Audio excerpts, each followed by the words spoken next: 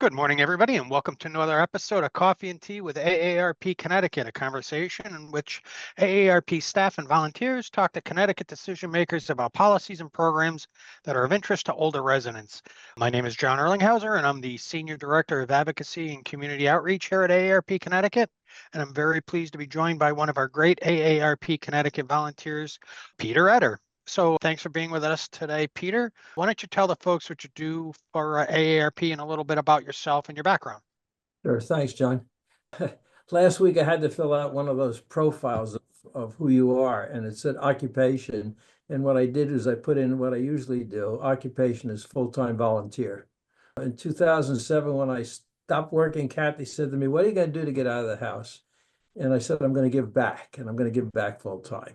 And I've really tried to do that in town, at what would be the county level, the state level, and even at the national level. So, as you know, I've been involved in things like creating our Aging in Place organization at home in Darien, which has 4,200 members at this point in time, being active on the Southwest Council for Aging as on their advisory council, but really being involved in AARP especially, because it allows me to do it at three levels. So I do it in town. For example, I was telling John before we went on the air how busy we are with tax aid this year in Stamford and Darien. Every slot is filled. And then working conversations with you, Senator Duff, and at the national level too now, spending a lot of time defending things I didn't really think we'd have to defend, like Social Security and Medicare. So AARP, it gives you the tools, it gives you the training, gives you the opportunity, and I'm grateful for it. I'm a happy member. And that's awesome, Peter. And you're one of our great volunteers and representative of the hundreds of volunteers we have across the state that do all kinds of activities, and you named just a few of them. So it's also my pleasure to welcome back, actually, State Senator Bob Duff of the 25th District. He is the Senate Majority Leader. Senator Duff, what can you tell us a little bit about your background, maybe outside the legislature, what towns you represent, and some just general background about yourself? Great. I appreciate it. Thank you very much, John. And I always like to remind people that you and I first met each other in high school when you were a student in Sonia, and I was a student in Rock High School. And we met on our first trip down to DC as just eager high school students who like politics. So just it's funny how things always kind of come back, circle back, I guess. Yes, sir. Anyway, and here we are. But so my name is Bob Duff. I represent Norwalk and Darien in the state Senate. I represent about half of Darien now and all of Norwalk. I'm glad to have Peter and his wife, Kathy, as a constituent and appreciate all they do for our communities. And seeing his work just really inspires me because I know that he does it because he loves it, not because he has to do it. But also, so I've been in the Senate now for a bit of time, and I'm very honored to be the Senate Majority Leader. And so my role is to help run the floor of the Senate to make sure that our bills get called, and that it's kind of like being a traffic cop in a way of organizing and keeping the trains running on time and making sure that we get our agenda done, which includes obviously a lot of AARP issues, and we have a great relationship working together. And so I love the fact that we have great volunteers, we have good staff over at AARP, and that we all can work together for the betterment of our community and our state. Awesome. So Peter, why don't you take it from here? Well, you've been the majority leader now for 10 years, right? You're probably coming right up on an anniversary. Maybe you can tell us a little bit about how it's evolved and what has changed, and maybe think back for a decade. What was it like and what's it like now? Have your priorities changed, for example? Well, hopefully you get better with age, right? Like a fine wine. And hopefully I'm better at this job than I was in the beginning, even though I've loved every minute of it. But you grow and evolve over time for sure, like we all do normally. But I would say that, it's different because every 2 years we have a different number of senators from the standpoint of our majority. We've gone from 21 or 23 to tied to 18 to 18, 24. Now we have 25 Democrats this year, and there's 10 Republicans. But I'd say that we still try to work together. Most of the bills that we do are generally 85% of them pass unanimously, 95% are bipartisan. So that speaks well as to how we all work together. There's bills obviously that differentiate the political parties, and we have arguments, and that's okay because that's we have different philosophies. But sometimes we argue amongst ourselves based on geography or based on other things, but doesn't necessarily mean parties. But we get a lot of stuff done. We finish up June 4th. We have to have a budget, a biennial budget. I will say the big asterisk of having a biennial budget in June is whatever the federal government's going to do. So we're going to have to be very cognizant of that and working with the governor and the Speaker of the House and the House Majority Leader as well on how we respond, depending on, as you talked about before, who knew that we'd be talking about saving Social Security or Medicare or Medicaid.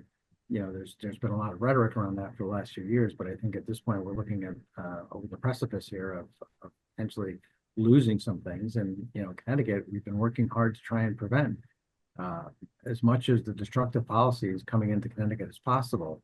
But when you potentially stand to lose billions of dollars, it's problematic. So we're gonna have to do what we can, and we're gonna need our volunteers, we're gonna need our advocacy groups to help us, and everybody. It's really all hands on deck at the moment.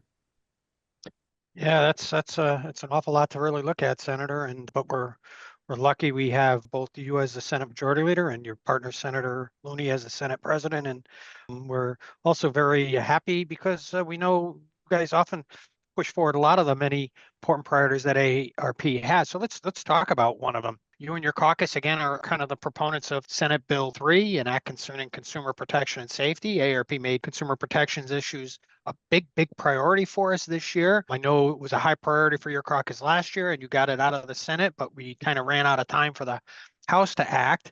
But why don't you tell us a little bit about this bill and why it's so important and how you feel about where it stands this year?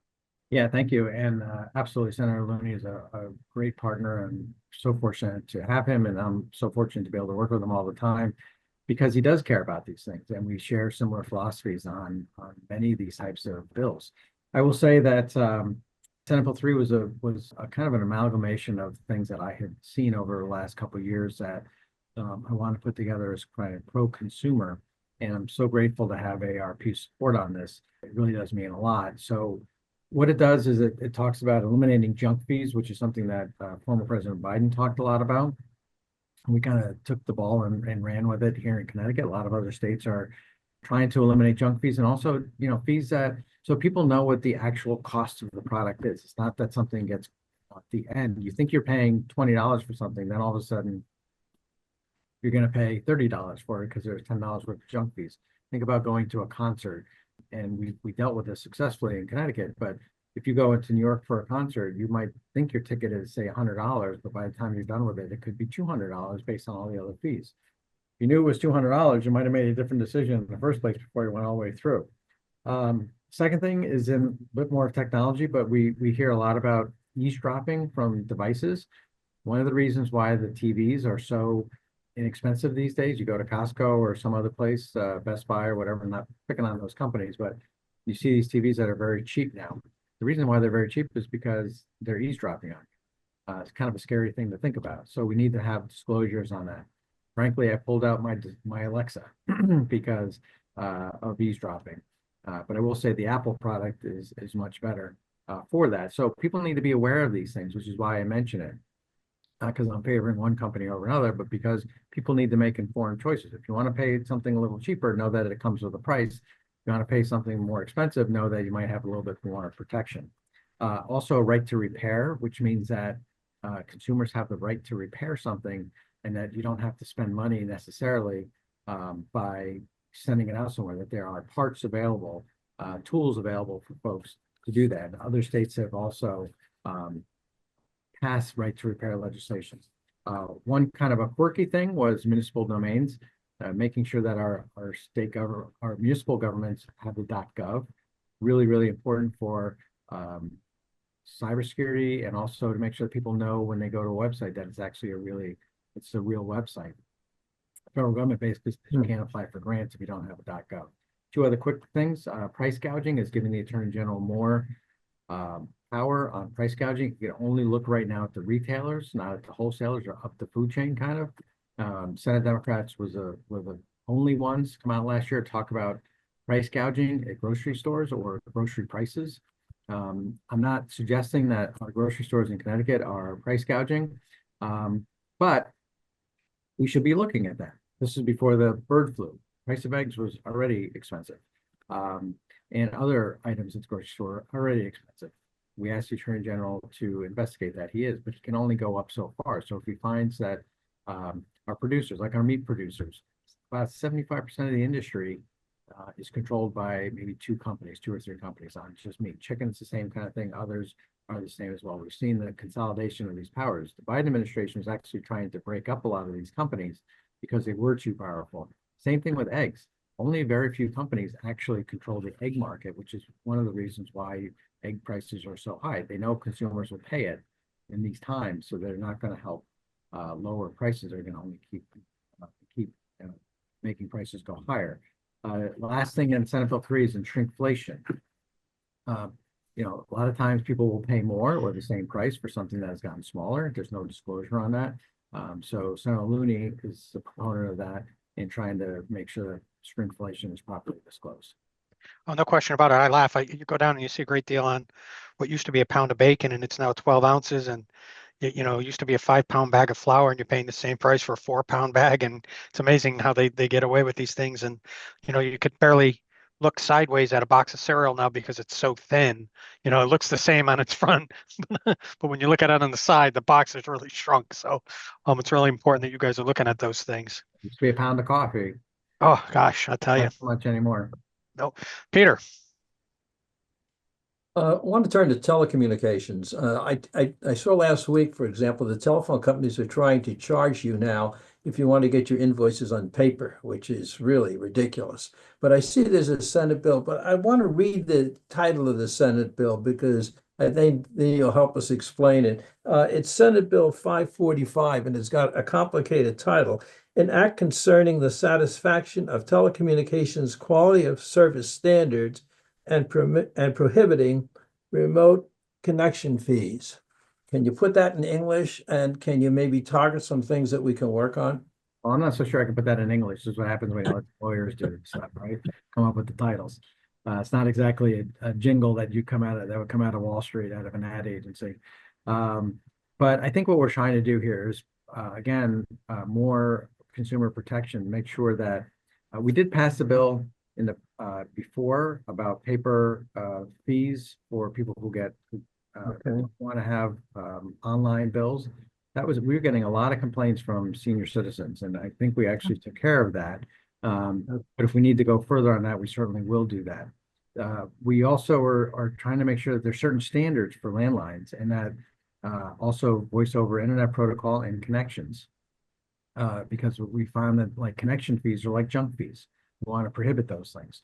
But we also want to work closely with our Office of Consumer Counsel, which is the ratepayer advocate on electricity and on communications and technology issues, so that we're ensuring that there are standards in place by a lot of these companies. They haven't had standards for a long time because what ends up happening is either the states lose jurisdiction to the federal government, and then the federal government doesn't do anything. But we're slowly but surely kind of clawing our way back out of that. We're seeing a lot more of the judges, federal judges especially, say that this is a states' rights issue and we have the ability to regulate these things.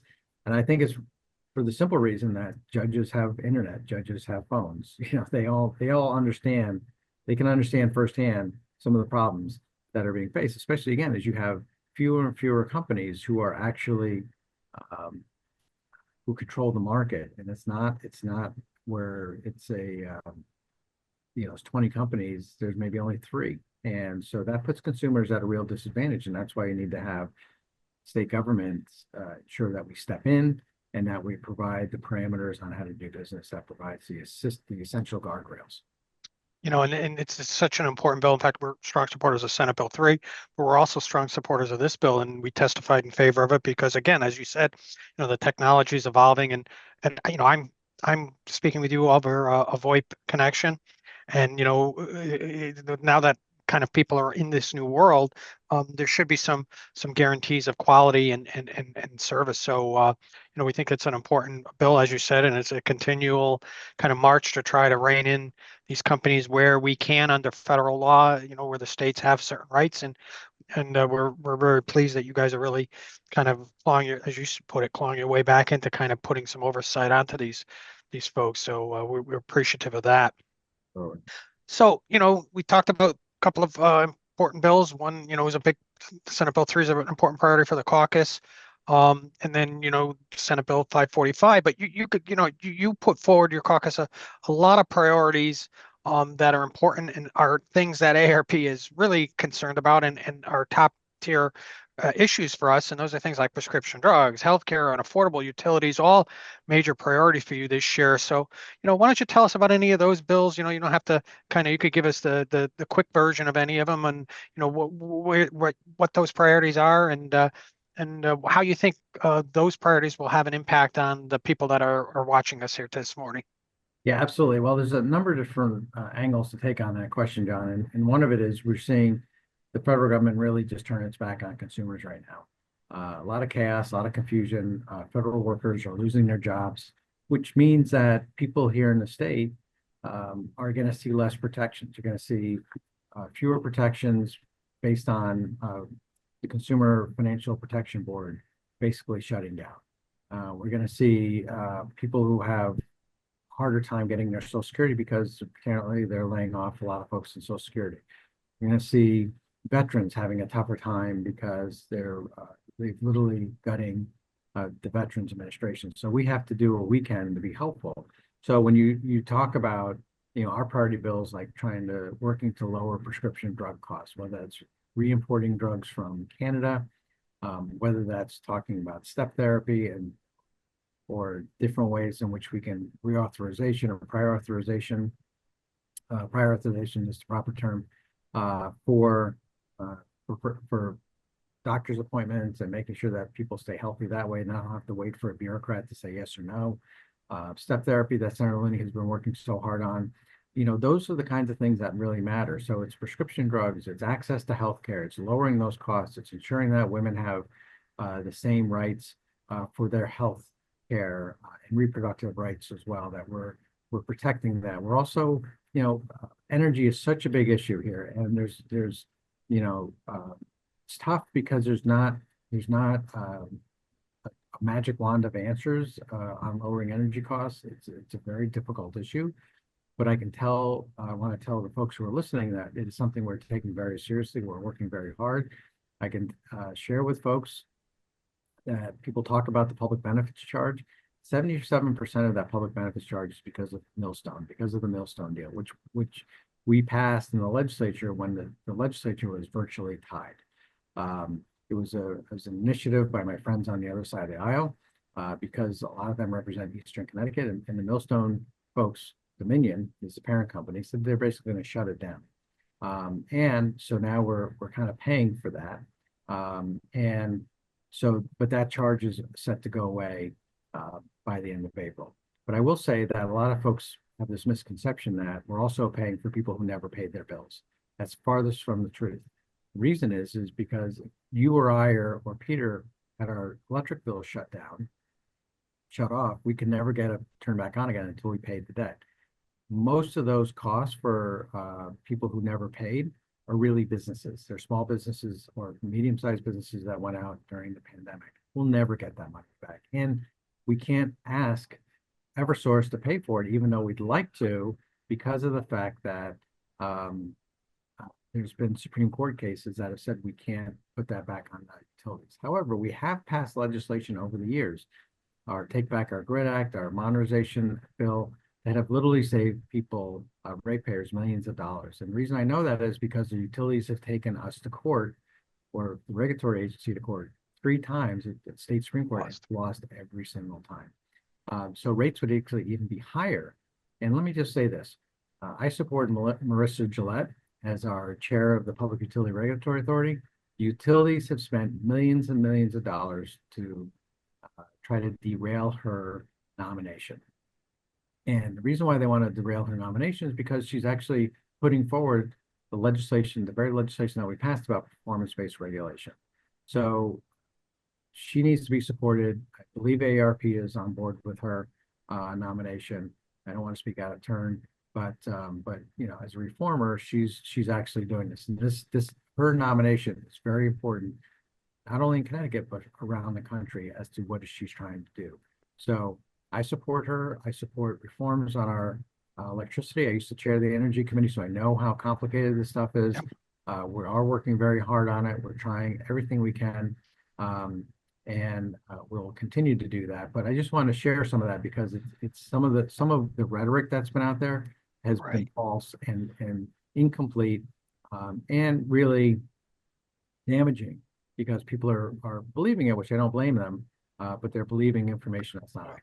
You know, and Senator, I could just, you know, verify what you said. I mean, we at AARP opposed the Millstone deal because we knew exactly what would happen, and it's happening. And so, you know, it does irritate me when, you know, politicians get on their soapbox and the utilities, frankly, vilify a group of vulnerable people and blaming them for something that is not their doing.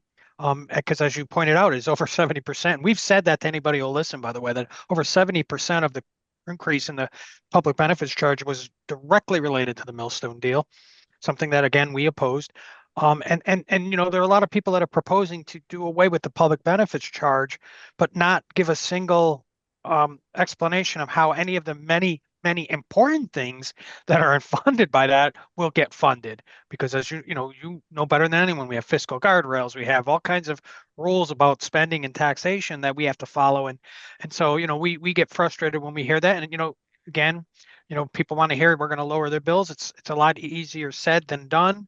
And I will just say, you know, I appreciate the fact that Chairman Needleman and Chairman Steinberg are taking a deliberative approach at how to do that, and are talking to all stakeholders, including AARP, and we're appreciative of that. And we supported the Take Back Our Grid Act that does many things, including, you know, when there's outages or storms, you know, replacement of food and prescriptions, you know, that many people that I encountered, especially during Superstorm Sandy and other things, that, you know, lost medicine and food, that has a tremendous impact on older, lower and moderate income people. So we're thankful of that approach, and I appreciate your explanation because it's actually the fact, and so people should really know that. So now that we've tackled all of those big issues, I'm going to turn it to Peter for something that's a little bit easier, and hopefully will be kind of something that our viewers can learn about how they can get engaged in the process. You know, as you know, our town of Darien, 23,000 people, is represented, I think, by 3 members in the House of Reps, and you share this town with Senator Billy Miller.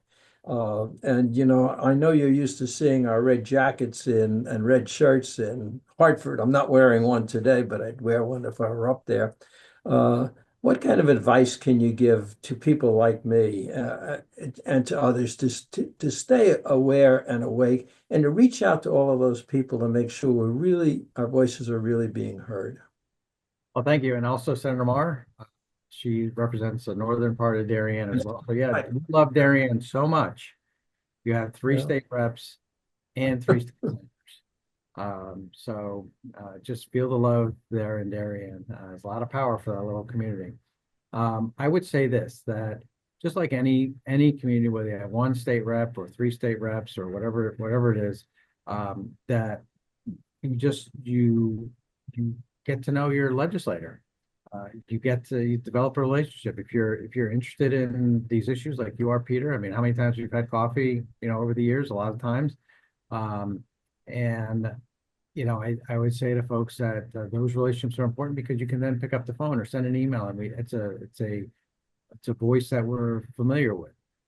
We got lots and lots of emails, lots of calls, but it's always good to get something from somebody we know. And I will tell you that hearing from folks is really what's important. And I always kind of joke that it's easier to fight the state legislature than it is City Hall, because we really do work hard at listening to folks. We, you know, have lots of public hearings. We let people testify, and, you know, whether it's Zoom or in person, so it provides more of an opportunity for folks. So if you're interested in kind of what happens up to state government, then get to know your legislators and come up and testify and be a voice and be a presence. And if you're interested in seniors issues like like join AARP and get involved in their issues. If you're interested in something else, then find, and I'm sure there's an organization for you. It's almost like going to high school or college. There's an organization here that will meet your needs, and whatever you're interested in. But AARP has such a very strong voice here at the Capitol, and they do really good work. I hope folks who listen to this and watch this understand that they are a constant presence at the Capitol and that they are representing the views and the needs of the seniors very, very well. Well, appreciate that, Senator. And we're coming close to the close. And before I wrap it up, is there anything else you'd like to let our viewers know? No, just that, I would just say this, that it's, it's such an honor to be here and to represent people back in my district. And you don't have to have a secret sauce on how to get here. None of my family members were ever elected, and it's just a passion that you have, and I still have a passion for the job. But come up here, don't be a stranger. I know some people think that especially from our area, Peter, going to New York is easy. Going to Hartford is like jumping over the moon somehow, but it's probably equally. But come on up here, come to the state capitol, come visit us, go take a tour of the buildings, go to the state Supreme Court, go to the state library. It's really a lot of fun, and you get a chance to see what's happening, see you get it done. Well, we appreciate that, and I want to thank Peter Eder, one of our great AARP volunteers, and certainly thank our Senate Majority Leader Bob Duff, who it's always a pleasure to engage with him on our issues and in episodes of Coffee and Tea. We'd like to thank all of you for tuning into another episode of Coffee and Tea with AARP Connecticut. You could join us again for future episodes and catch back episodes on demand right here on our Facebook page or on our YouTube page. You can also scan this QR code and become an e-advocate and help us advance policies important to those 50 plus in Connecticut. So thank you all and have a great rest of your day.